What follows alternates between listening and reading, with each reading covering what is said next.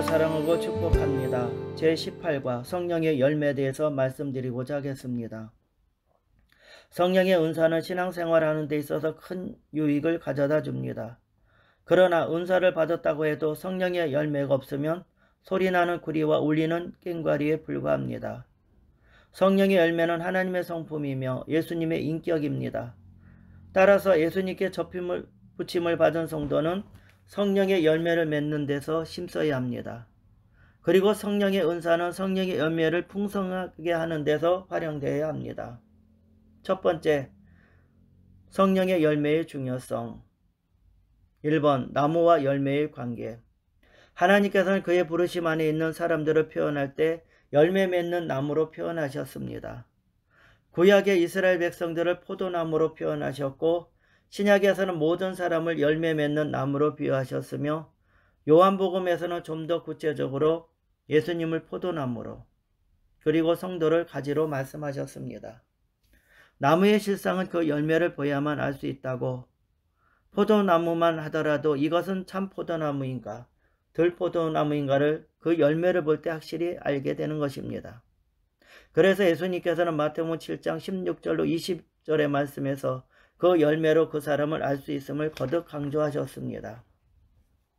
이처럼 열매는 그 나무의 본질을 보여줍니다. 따라서 우리가 성령으로 거듭난 사람이라면 성령의 열매를 맺어야 합니다.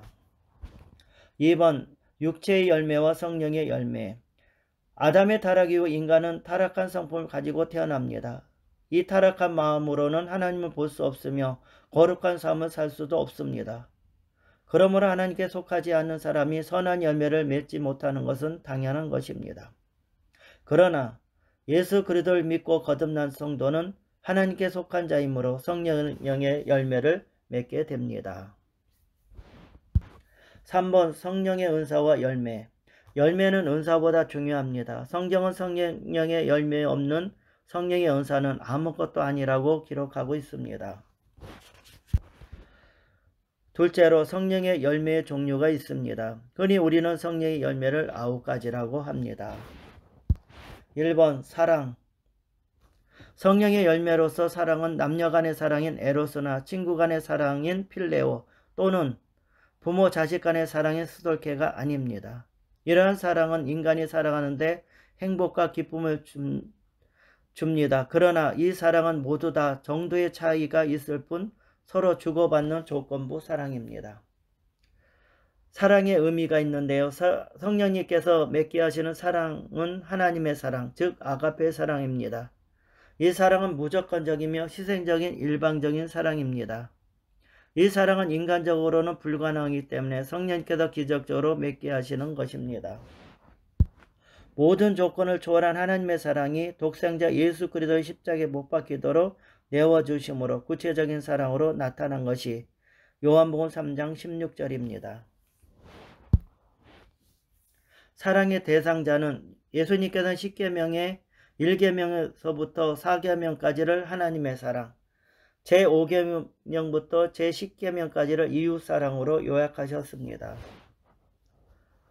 하나님의 사랑은 우리 자신이나 배우자, 자녀, 그리고 물질이나 명예, 권세보다도 먼저 하나님을 사랑해야 합니다.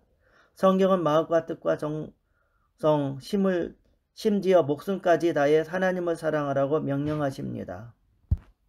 이웃의 사랑입니다. 우리는 먼저 주 안에서 형제된 성도들을 사랑해야 하며 우리가 사랑할 때 사람들이 우리를 예수 그리스도 제자로 인정합니다. 그리고 자기 사랑이 있습니다. 사랑하는 데 있어서 빼놓을 수 없는 대상은 자기 자신이에요.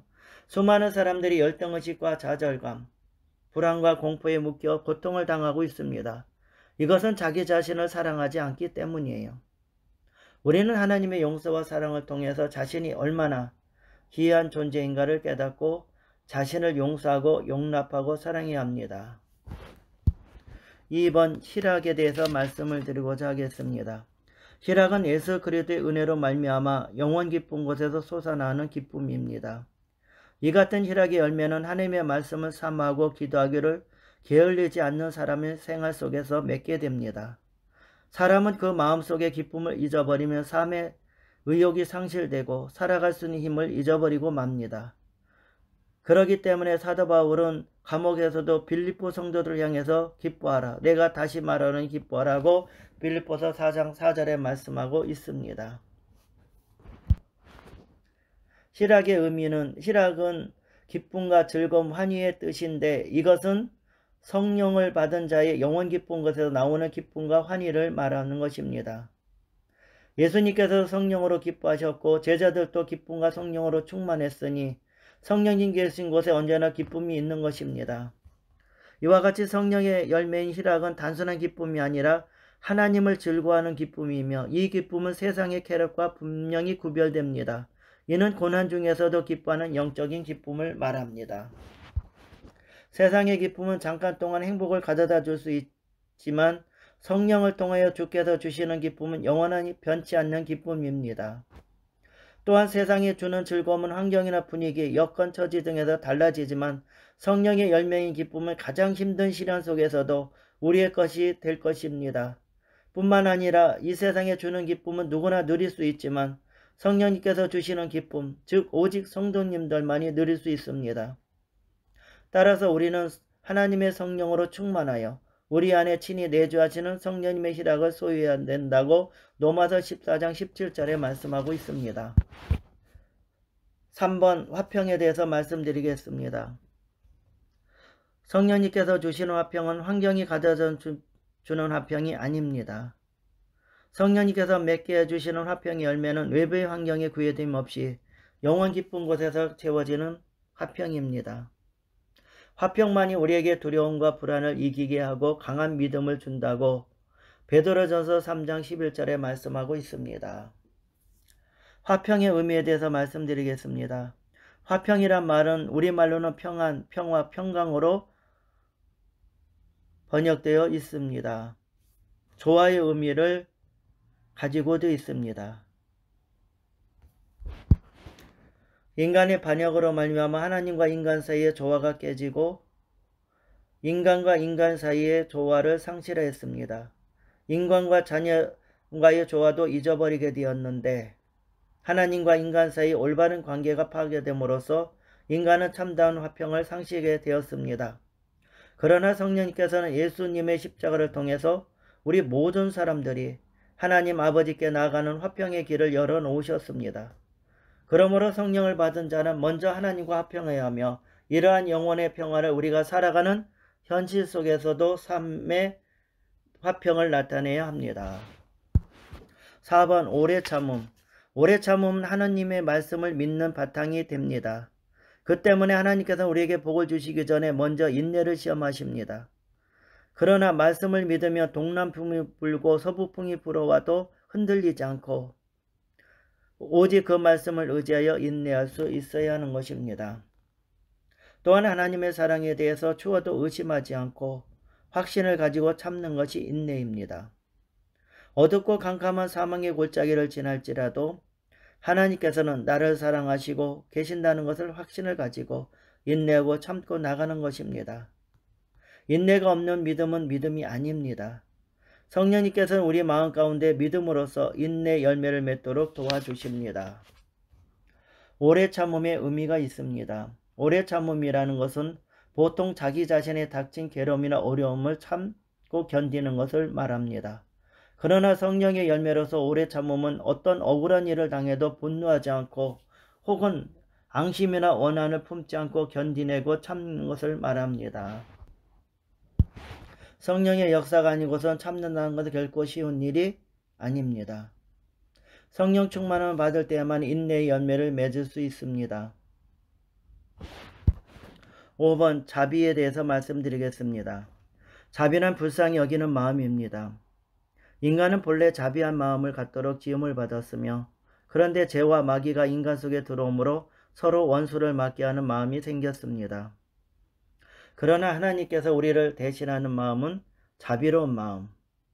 우리가 예수 그리스도의 보혈로 거듭나면 성령님께서 오셔서 우리의 마음속에 사람을 살리는 마음, 불쌍히 여기는 자비의 열매를 맺게 하여 주십니다.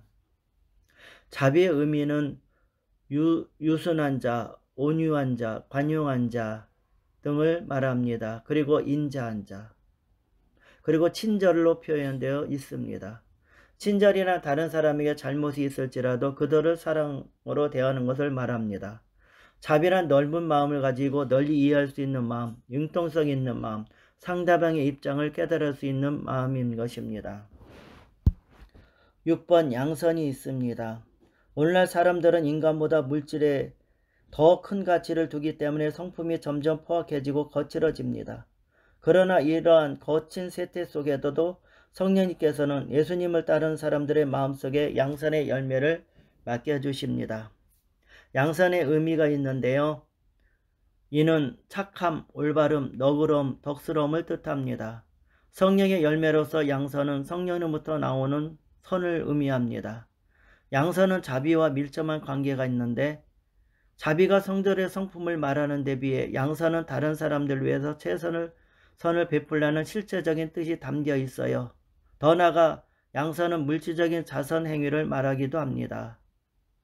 성경은 우리에게 선을 행하라고 말하고 있으며 선을 알고도 행하지 않는 것은 죄라고 야고보서 4장 17절에 말씀하고 있습니다. 양선은 인간의 노력 없나 성취되는 것이 아니에요. 성령의 끊임없는 감동과 성령 충만의 능력으로 공급해집니다. 7번 충성. 충성이란 어떤 경우에도 변질하지 않는 마음. 하나님을 섬기는 사람은 하나님 아버지와 예수 그리스도에 죽도록 충성해야 합니다. 성령님께서는 주의 백성들의 마음속에 충성의 열매를 맺게 하여 주십니다. 충성의 의미는요. 충성은 믿음, 신뢰, 신용, 확신 등에서 뜻을 가집니다. 충성은 하나님과의 관계뿐만 아니라 이웃과의 대인관계도 또 진실성을 의미합니다. 따라서 충성의 열매를 맺는 사람은 다른 사람과의 약속, 의미, 책임 등에 성실합니다. 충성의 열매는 맡겨진 임무를 완수함에 있어서 성실하고 진실되며 일관성인 태도를 말하는 것입니다. 무엇보다도 충성은 예수 그리스도에 대한 우리의 태도를 말합니다. 하나님의 종들에게 요구하는 바가 충성이기 때문입니다. 예수님께서는 달란트 비유를 통해 돈을 많이 벌었던 종을 칭찬하는 것이 아니에요. 그들의 착하고 충성된 마음을 칭찬하셨습니다. 8번 온유에 대해서 말씀드리겠습니다. 온유는 따뜻하고 부드러운 마음, 잘 기려져 순종하는 마음을 뜻합니다. 온유한 자가 땅을 차지하고 복을 누리는 이유는 하나님께서 친절히 돌봐주시기 때문입니다. 성령님께서 하나님의 복을 받을 수 있는 자가 되게 하기 위하여 우리들의 마음속에 온유한 열매를 맺게 하여 주신다고 마태복음 5장 5절에 말씀하고 있습니다. 온유의 의미에 대해서 말씀드리겠습니다. 온유는 친절, 겸손, 동정, 용납의 뜻을 가지고 있습니다. 이는 모든 사람을 용납할 수 있는 온화함과 겸손을 의미하는 것입니다. 특히 대적하는 원수에게도 복수하지 않고 부드러운 인격으로 대하며 더 나아가 원수를 위하여 기도하는 자세를 가리킵니다. 성경은 모세만큼 온유한 사람이 없다고 기록하고 있는데 민수기 12장 3절에 말씀하고 있습니다. 9번 절제에 대해서 말씀드리고자 하겠습니다. 절제는 분수에 맞게 조절하는 것을 의미해요. 아무리 좋은 것이라도 지나치면 좋지 않습니다. 나쁜 일은 말할 필요도 없거니와 좋은 일에도 언제나 절제를 통해 균형을 잡아야 합니다. 그럴 때 참된 신앙인이 되는 것입니다. 성령님은 절제하는 영이십니다. 그 때문에 성령님 임하시면 우리가 하나님의 뜻을 알고 그 뜻대로 조절하여 사는 절제의 열매를 맺게 해주신다고 고린도전서 9장 25절에 말씀하고 있습니다. 절제의 의미에 대해서 말씀드리겠습니다. 절제는 심주권의 뜻을 가진 말에서 나왔습니다.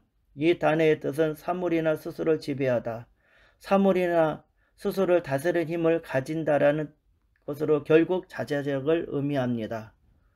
즉 성령을 거스르는 육체의 소욕을 억제하고 다스리며 지배하는 지배력을 말합니다. 따라서 절제는 알맞게 조절하여 방종하지 않도록 통제한다는 뜻.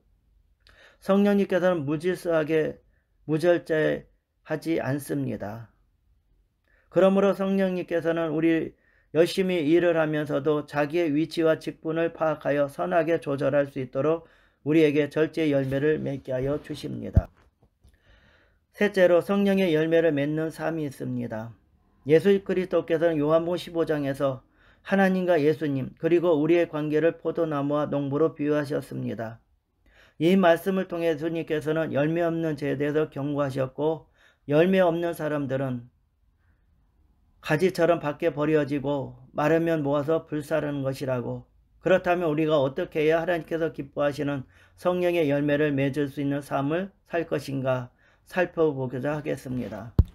1번 그리스도 안에서 거하는 삶. 요한복음 15장 5절에 말씀하고 있습니다. 가지된 우리들이 성령의 열매를 맺는 생활을 위해서는 포도나무가 되시는 예수님께 붙어 있어야 합니다. 우리가 항상 그리스도를 가까이하고 의지하여 그와 교제하고 그로부터 영적인 영양분을 충분히 공급받으면 우리는 성령의 열매를 맺을 수 있습니다. 2번 정결한 삶. 요한복음 15장 2절에 말씀하고 있습니다. 성령의 열매를 맺기 위하여 우리 자신이 먼저 깨끗해야 합니다. 과실을 맺는 가지는 더 튼튼하고 많은 열매를 맺도록 하기 위해서 가지치기를 합니다. 가지를 잘라내는 데는 굉장한 아픔을 겪게 됩니다. 그렇지만 이러한 일이 없이는 좋은 열매를 맺을 수가 없기 때문입니다. 마찬가지로 그리스도의 삶 가운데 다가오는 고난은 당시에는 힘들고 괴로울지라도 결국은 더 알차고 아름다운 열매를 맺게 하는 과정임을 기억해야 합니다. 예수 그리스도께서 우리가 더욱 많은 열매를 맺도록 하기 위해서 우리에게 육체의 일을 제어하십니다. 그러므로 고통 가운데 우리가 힘을 얻을 수 있는 이유는 농부가 되시는 하나님께서 우리를 살피시며 성령의 열매를 맺게 하기 위하여 쓸데없는 가지를 다듬고 계십니다. 히브리서 12장 11절에 말씀하고 있습니다. 신앙의 열매는 단번에 맺어지는 것이 아니라 우리의 일생을 통해서 계속적으로 맺어집니다. 예수님과 연합하여 계속적으로 결실할 때 우리는 점점 예수님의 형상대로 닮아가는 참제자가 됩니다. 뿐만 아니라 충실한 열매를 풍성히 맺는 성도를 통하여 하나님께서 영광 받으십니다. 이러므로 우리는 하나님께 영광 돌리고 예수님의 참제자가 되기 위하여 오직 믿음, 오직 순종으로 우리의 생활 가운데 사랑, 희락, 화평, 인내, 자비, 양선, 충성, 온유, 절제의 열매를 풍성히 맺어야 할 것입니다. 내 친구 되시죠.